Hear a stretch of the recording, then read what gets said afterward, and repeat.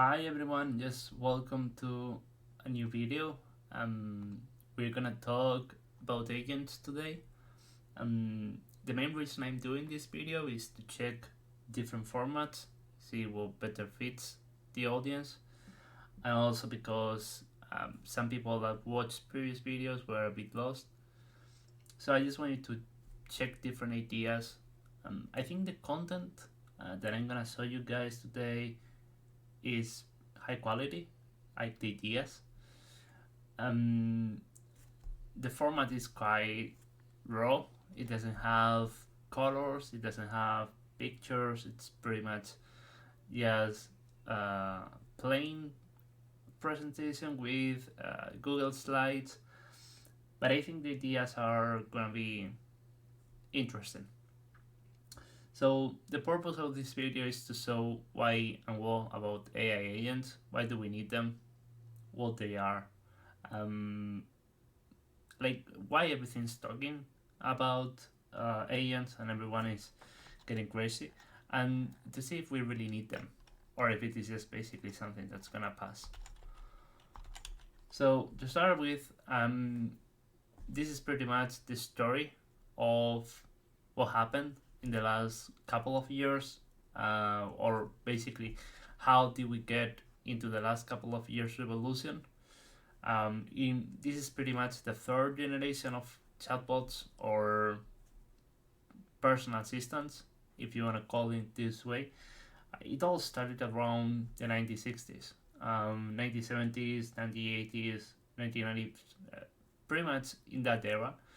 Um, the first chatbots were released. They were something from research.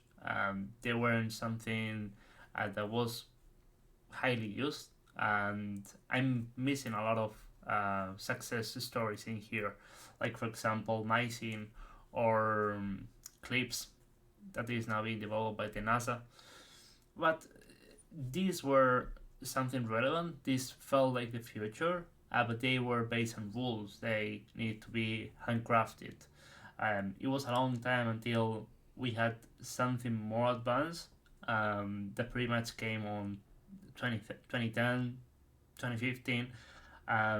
In that era, we had Siri, Google Assistant, and Cortana. They were more intent based. Like we had introduced the first neural networks, very likely, or maybe machine learning, something that wasn't 100% a neural network, but it was a predictive model. So you could have a bunch of data that was mapped to a bunch of responses, and this is basically how Siri, Google Assistant, and Cortana work. The main problem that they have is they need a lot of intents to be handcrafted, not the rules itself, but the intents and how to connect them with APIs to have, you know, the content that you consume from them. And pretty much 2022, that's not 100% real. Like before ChatGPT, we had other things. It was Galactica from Meta. We also had other works. We had GPT-2. We had bird models that could speak as well. But pretty much the last generation, the third generation of latent space based models, LLMs, which is basically large language models. That's what came from 2022, 2023 with Gemini. Nowadays with Microsoft Copilot as well. They are based on transformers, pretty much all of them, even though we have different architectures now going on. Um, they are based on GPU trained by semantic relationships of self-supervised learning content, and they need a lot of compute and power. That's pretty much the worst part of them. Also, that data curation, but we have very good models nowadays that we can just move on with lower amounts of data and lower amounts of compute. So, do we need LLMs? The short answer is yes, and also, do we need agents? The answer is yes as well. So LLMs, why do we need them? Because otherwise we will have to dedicate a lot of resources to create these handcrafted rules, too much complexity in development to put them together. That's not cost effective at all. You would need a lot of people to data label everything, to find ways of constructing the behavior of the agent or of the chatbot. And of course, it's not maintainable at all. It would take huge teams. It would take a lot of work, a lot of time to have further improvements, and it is very likely we would find a wall in the improvement of the system. So the right answer is pretty much always the Beatle lesson from Richard Sutton. If you don't know it, you can find it on that URL. It comes to tell basically just let the GPUs do backpropagation instead of creating rules or creating something on the models manually by the human. Just let the GPU learn. Just let the model learn by using backprop and self-supervised learning. That's pretty much it says. Another question, do we need agents? Or pretty much why do we need agents? The answer is yes as well. Basically, LLMs are not enough. They use prompts. The context is also not enough to have something in production. And even though LLMs can produce code, they can rehearse about code, they can understand different kinds of contents, they cannot execute it. They could possibly dream the execution, they will hallucinate. They are not good for making calculations as well. They will hallucinate everything. It's better to give them calculators. So, pretty much what we have seen in the past couple of years is you ask the model to write the code to achieve something, and then you check the code with another model or the same, and then you run it. That's what we're seeing. We are not telling the LLM, hey, here's the code. Tell me what would the output of it would be, right? And also LLMs are very good as orchestrators of the workflow. So we can ask them to create intents, create classifications, to choose tools, to structure the output in a JSON manner. That's hard. That last part is hard, but we're getting there. Also, when do we need them, right? Because possibly we could use LLMs pretty much all the time, but here's a hint. We are all gonna need agents at some point. We can tell by when we're gonna need them based on if we need system 2 thinking or if we can just stay with system 1. So system 2 is something you would use for solving a math problem, solving something that takes a reasoning, something that's quite complex, has multiple steps on the resolution process, and you would use something like system 1 to tell the capital of a country or make a quick answer based on a question, right? Like who was the president of the USA, who won Wimbledon, who won Roland Garros, whatever, or that kind of things.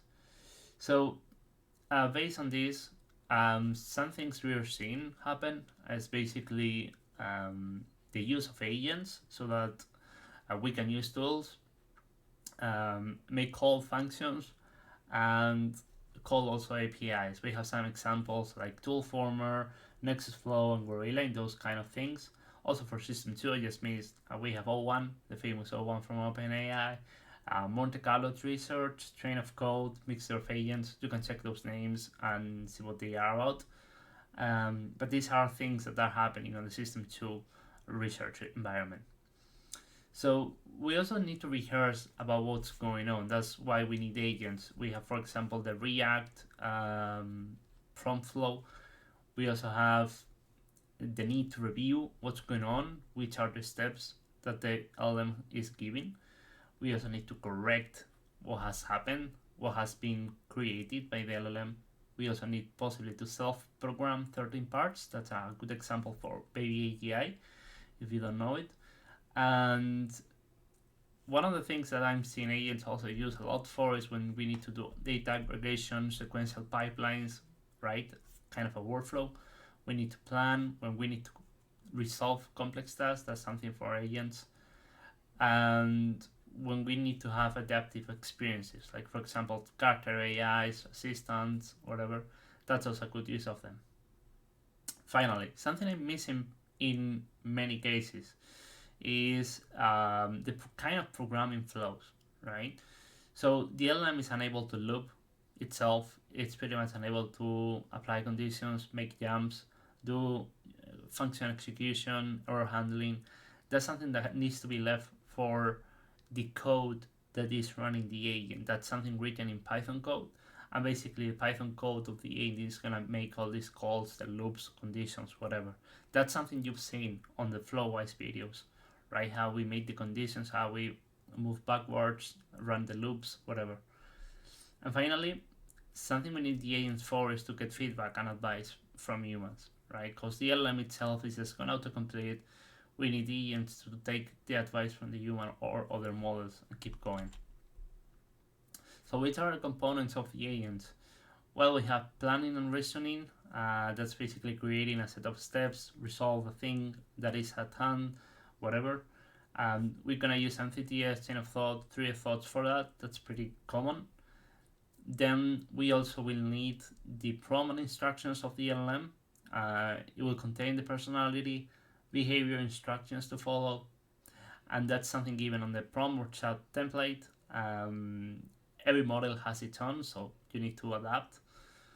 Also, we're gonna need a selective memory, not just a long-term memory, because we need to select which kind of context we are gonna keep on the model, and what we're gonna to discard. So basically here, one important point is memory management. We've seen, for example, the MEMGPT paper. That's pretty interesting. Also, we have the summary prompt. Hey, summarize this thing. Hey, choose the best or key phrases from this description. So these kind of things are useful. Just to make sure that everything fits on the LLM context window. Also, we're gonna need tools, which is basically code that is being called by the LLM. Also, structure output. Also input, because we're gonna have a structure output from one agent or LLM generation, and we're gonna input that on another LLM generation or possibly a piece of code. Something quite common on the ecosystem is to use Pydantic and function calling format in JSON. Another thing that's going to be interesting is the workflow, how the agents react, how the agents collaborate, how the agents communicate. There are 13 agentic patterns that have appeared. One of them is supervisor worker, sequential, parallel agents, mixture of agents. There's plenty of them. We have seen some of them on the videos in the channel. And finally, something interesting that I added, because possibly it's not very important, but I find it quite useful on the research environment, is the scratchpad. We are going to ask the agent or the LLM to write some intermediate steps on a scratchpad. We want to tell the LLM, hey, just write whatever you need to write, whatever your thoughts are. And that's basically trying to get the inner monologue that we humans have, right? Like whenever we do something, we kind of speak to ourselves. We kind of tell, hey, to solve this, I need these things. We kind of think in this way. And that's something that has to happen for the LLM as well. Because the weights and how everything is structured inside the model is not enough. So an example of this is the paper called Start Self-Thought Reasoning, I think it's called. And you can check it as well. Some of the challenges that I'm seeing is basically how to prompt the LLM, how to make sure that it follows instructions, how to ensure that it adjusts to the prompt template to follow whatever template it needs to follow to generate that structure output in JSON, XML, whatever. To parse the output from the LLM is quite also difficult. How to get the details, how to get the values that are of interest, and pretty much how to keep going on long-term goals. Like, we're gonna find the LLM lazy in many occasions, not thinking enough. We're gonna need it to focus. We need to give it examples on how to do different tasks. Another thing that I'm finding is the context window won't fit all the history that we're giving the model or the agent if we keep working the agent for hours, like possibly 10, 20, 30 days. The longest I've been running an agent, I think, has been for 2 hours doing different things. And I found a lot of those kind of problems of, hey, I don't know what this means, because the context window was filled with everything. Something to work on is also the need for automating the prompt writing and agent workflow definition, because as someone who has done around a dozen or so agent workflows that has been put onto work on different things, I'm finding myself lacking a lot of time to write more agent workflows and to have them ready. Something to work on. Also, there are multiple frameworks. The interaction between them is quite hard, and each one of them has their own weaknesses, limitations. So it's kind of difficult to make sure that you develop something that could use agents from different frameworks. And also, we need a lot of new operations. One of them is looping through all the chunks instead of just doing RAG, or standardizing prompts to classification, ranking, whatever. Because I'm finding myself many times doing that manually and testing prompt engineering on the go, but that's something I would like to have organized and structured. So now the question is what to do towards AGI, right? We're moving towards this new era. What's going to happen? No one knows.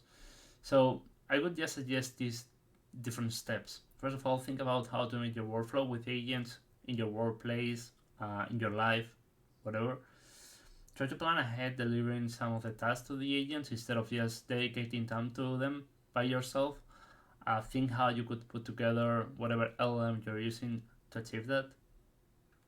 Also, dedicate time testing this instead of just, for example, at work, if you have to do whatever, just try to think about it. Try to put the LLM to work on this thing that you're trying to solve, and try to delegate more tasks to the different agents.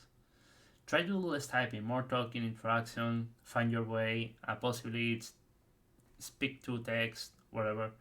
Just try to find a way. Just try to use as much less as possible your keyboard, mouse, and try to automate things with agents. Try to replicate the hierarchy of your group of friends, company, organization, whatever, in a way that they can interact with each other. Try to bring simulations to the ecosystem. An example is AgentDev. There are many others, but that's a good one. Also, something that's gonna take a long time, that I believe, is embodiment. That's not something to get as soon as possible. That's something for the long-term goal. I just putting everything on robots of different form factors and try to zero out different scenarios, right? If it fails, just try to find a way to make this work. Just try to put code into the process. What you would do with a video lesson. Just try to find a way to make this work. Also try to deploy them in realistic scenarios like Minecraft, Rust, Gazebo, robotics, you call them. Whatever you are working with, just try to play around with an agent that tries to work in that environment. Just with vision models, just try to find a use case. About training models at all costs, I just try to remember the video lesson. If it works, zero shot, go for it. If it doesn't, try to find a way to make it work. And also dedicate time to read sci-fi books, because many of the ideas are coming from what was just dream of many years ago on science fiction. So how to start creating agents? Just start with some handcrafted prompts, start with different models, try to see which works better with the flow that you're looking forward. Just try to add RAG to the equation, evaluate which cases produce hallucinations. Also, try to connect the LLM and the agent with apps. Just try to transform them in tools, identify improvement areas, fix the problems that appear. Like, for example, does the agent forget? Is there a problem with the context? Is it a RAG problem? Is the data filling in everything on the context window? Just try to find solutions for the problems that you get. Think about the workflow of the agent, the tools, connections, to make it more granular, less granular. Just test different organizations with the agent workflow. Try something prototype with no code solutions like Flowise, and then try to move that to code. Something I usually go for is Flowise for testing and then just writing the code, because many times the no code solution is very limited. And you have a lot of more freedom with frameworks like LangChain, LangGraph, Semantic Kernel, AutoGen, CreoAI, whatever, many of them. And also finally, try to create an MVP, test, fix, and improve, and try to share with people. So which is my plan? My plan right now is try to automate my workflow as much as possible, do less automatable work every day, like don't type, for example, code, and yeah, just dedicated time to think, right? To self-improvement, like for example, new technologies, new frameworks, more testing, focus on the market, on the finance skills, all those things that are going to be more valuable in the future.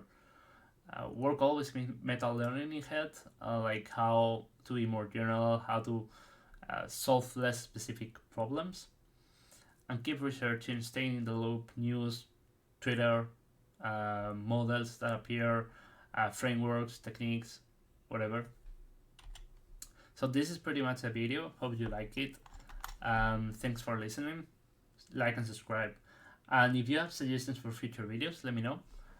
This is pretty much something I did just to help people that are new to the ecosystem to get used to it, to know why we're using agents, why we need them, and to give an idea on which are my plans in the future, on what to do, what to work on. And I hope you liked. So see you in the next one. Bye bye.